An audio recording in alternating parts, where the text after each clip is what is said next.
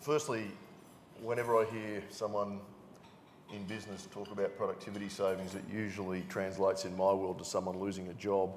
But can I congratulate you on Coles online, where they deliver it to your house, which for busy people is fantastic. It also created a bunch of jobs. Really happy about that. So in my world, I deal with the people who don't have jobs. I deal with the people who flee from domestic terror and violence. I deal with people who have mental illness, drug and alcohol problems, people who come from intergenerational poverty, and the shameful stain on our nation, which is the way we treat our Indigenous people. So I'm pretty pleased to see what's happening with Alan's graphs and charts, broadly speaking. But there's a few things where I'd probably take a slightly different position. People paying their mortgages in advance, and I guess there might be a few people in the room here who might be in that position, if indeed they have mortgages. Stop that. Stop it now. Spend. It's really important.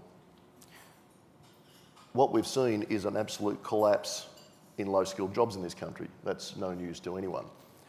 But we are building an underclass. And we are already, in regional areas, dealing with third-generation unemployed families. We are not, as a nation, supporting these people. If you look at the percentage of people in private schools, nothing wrong with private schools, but the percentage is now almost 50%. But if you look at the 50% that are left in the publicly funded schools, which have been hollowed out, these are the people who are least able to compete. These are the people with the least aspirational chances of success. And we need to think about what price we pay in the economy if we continue to create an underclass that is not consuming at its maximum potential. Everybody in this room is interested in consumption. We, I think, in Australia confuse residential housing with investment, when largely it is, in fact, I would suggest, consumption. But the problem we have with an overpriced housing market, which is being buoyed by some unfortunate lack of housing policy in the nation, and in response to an unfortunate lack of housing policy in the nation, what we have is housing prices skewed by virtue of taxation and investment policy. And we now have the situation where the average house price, by multiple of average salary, is not sustainable. It's sustainable if you're on $100,000 a year or $200,000 a year as a household, but it is not sustainable on average incomes.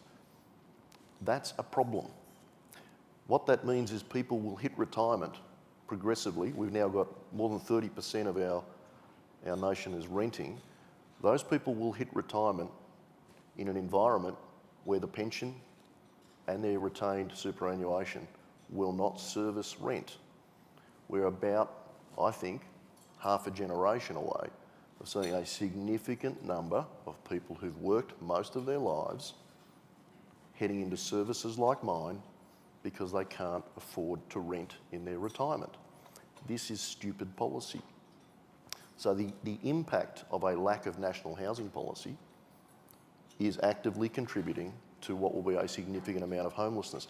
One example, and I won't bore you with too much detail, imagine, if you will, the average low-income working couple who for one reason or another separate. They sell the family home, it's divided between them.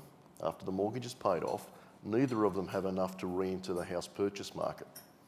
This happens every day of the week, hundreds of times. When those people retire, they don't have enough to see them through rent and their retirement until they unfortunately die, which apparently will happen to all of us. This is overrepresented, particularly with women and women over 50 years of age. And I've got to tell you, there is no more sad thing than watching a woman who's brought up a household full of kids and worked her butt off her entire life, walking in the door of a service like mine in tears because she has nowhere to live. So we've got to address the house price issue. We can't do that until we have some national housing policy. We can't do that while we have a flood of overseas cash, and stupid investment policy in rental housing. All of these things are driving the multiple of housing higher than is, I would suggest, reasonable. I believe it's beyond any sort of economic fundamentals. There is the argument that the market is the market, and yes, the market is. But the market is the market because of a lack of sensible policy.